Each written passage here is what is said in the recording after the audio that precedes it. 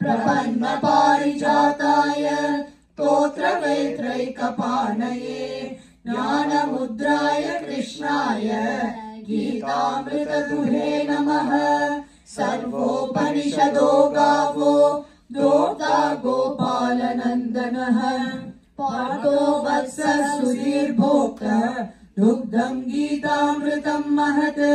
वसुदेवसुतम् देवम् कंसचाणूरमर्दनम् देवकी परमानन्दम् कृष्णम् वन्दे जगद्गुरुम्।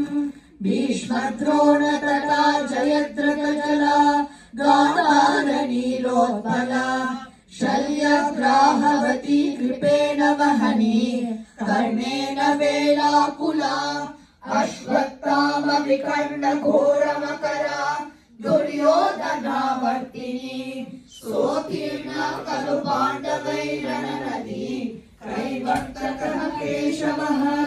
पाराशर्यवचः सरोजममलम् गीतार्थकण्ठोत्कटम् नानाख्यानककेसरम् हरिकथा सम्बोधना बोधितम्। लोके सज्जन षट्पदैरहरः पेपीयमानम् मुदा भूयात् भारत पङ्कजम् कलिमल प्रध्वंसिनः श्रेयसे।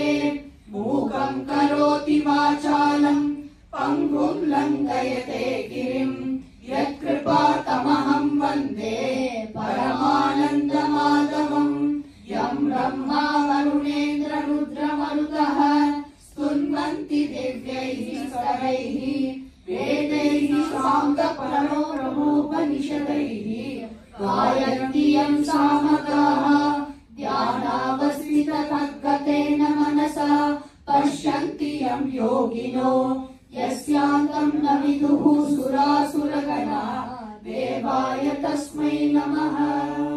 धृतराष्ट्र उवाच धर्मक्षेत्रे कुरुक्षेत्रे समवेतायुयुत्सवः मामका पाण्डवाश्चैव किमकुर्वत सञ्जय। सञ्जय उवाच दृष्ट्वा तु पाण्डवानीकम् व्यूढम् दुर्योधनस्तदा आचार्यमुपसङ्गम्य राजा वचनमब्रवीत्। पश्यैताम् पाण्डुपुत्राणाम् आचार्यमहतीम् चमूम् यूनाम् द्रुपदपुत्रेण तव शिष्येन धीमता। अत्र शूरा महेश्वासा भीमार्जुन समायुधि युयुधानो विराटश्च द्रुपदश्च महारथः। दृष्टकेतुश्चेकितानः काशीराजश्च वीर्यवान् पुरुषित् कुन्तिभोजश्च शैव्यश्च नरपुङ्गवः। युधामन्युश्च विक्रान्त उत्तमौजाश्च वीर्यवान् सौभद्रो द्रौपदेयाश्च सर्व एव महारथाः। अस्माकम् तु विशिष्टाये तानि बोधद्विजोत्तम। नायका मम सैन्यस्य सञ्ज्ञातम् तान् ब्रवीमि ते। भवान् भीष्मश्च कर्णश्च कृपश्च समितिञ्जयः अश्वत्थाम विकर्णश्च सौमदत्तिस्तथैव च अन्ये च बहवः शूरा मदर्थे त्यक्तजीविताः नानाशस्त्रप्रहरणाः सर्वे युद्धविशारदाः। अपर्याप्तम् तदस्माकम् बलम् भीष्माभिरक्षितम् पर्याप्तम् त्विदमेतेषाम् बलम् भीमाभिरक्षितम्। अयनेषु च सर्वेषु यथा वादमवस्थिताः भीष्म एवाभिरक्षन्तु भवन्तः सर्व एव हि। तस्य सञ्जनयन् हर्षम् कुरु वृद्धः रामः। सिंहनादम् विनद्योच्चैः शङ्खम् दद्मो प्रतापवान्। ततः शङ्खाश्च भैर्यश्च पणवानकगोमुखाः सहसैवाभ्यहन्यन्त शब्दस्तु मुलोऽभवत्। ततः श्वेते हयेर्युक्ते महती स्यन्दने स्थितौ माधवः पाण्डवश्चैव दिव्यौ शङ्खौ ददन्मधुः। पांच कन्यं ऋषिकेशो देवदत्तं धनञ्जयः पौत्रं दत्तो महाशङ्कं भीमकर्मा वृकोदरः अनन्तविजयं राजा कुन्तीपुत्रो युधिष्ठिरः नकुलः सहदेवश्च सुघोषमणिपुष्पकौ काश्यश्च परमेश्वासः शिखण्डी च महारथः दृष्टद्युम्नो विराटश्च सात्यकिश्च पराजितः द्रुपदो द्रौपदेयाश्च सर्वशः पृथिवीपते सौभद्रश्च महाबाहुः शङ्कादद्मुः पृथक् पृथक् सघोषो धार्तराष्ट्राणां हृदयानि व्यधारयत् नभश्च पृथिवीं चैव कुमुलो व्यनुनादयन् अर्थव्यवस्थितां दृष्ट्वा धार्तराष्ट्रां कपिध्वजः प्रभृते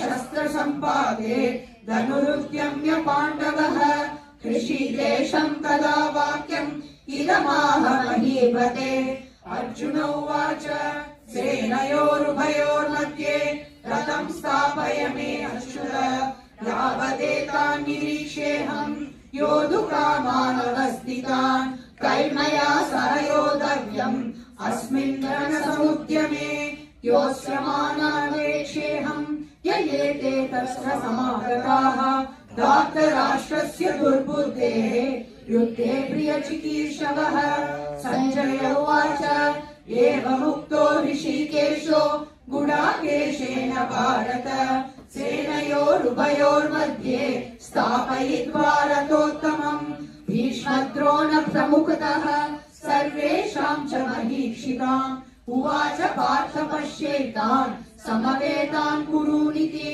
तत्र पश्यस्थितान् पार्थः पितॄन् पितामहान् आचार्यान् मातुलान् भ्रातॄन् पुत्रान् पौत्रान् सखींस्तथा श्वशुरान् सनुतश्चैव सेनयोरुभयोरपि तान् समीक्ष्य स कौन्तेयः सर्वान् बन्धून् अवस्थितान् कृपया परयाविष्टो विषीदन्निदमब्रवीत् अर्जुन उवाच दृष्टयेऽहं स्वजनं कृष्ण युयुत्सुं समुपस्थितम् सीदन्ति मम गात्राणि मुखं च परिशुष्यति वेपतुश्च शरीरे मे रोमहर्षश्च जायते काण्डीवं संश्रते हस्तात् त्वक्चैव परिदह्यते न च शक्नोम्यवस्थातुं प्रमतीव च मे मनः निमित्तानि च पश्यामि विपरीतानि केशव न च श्रेयोऽनुपश्यामि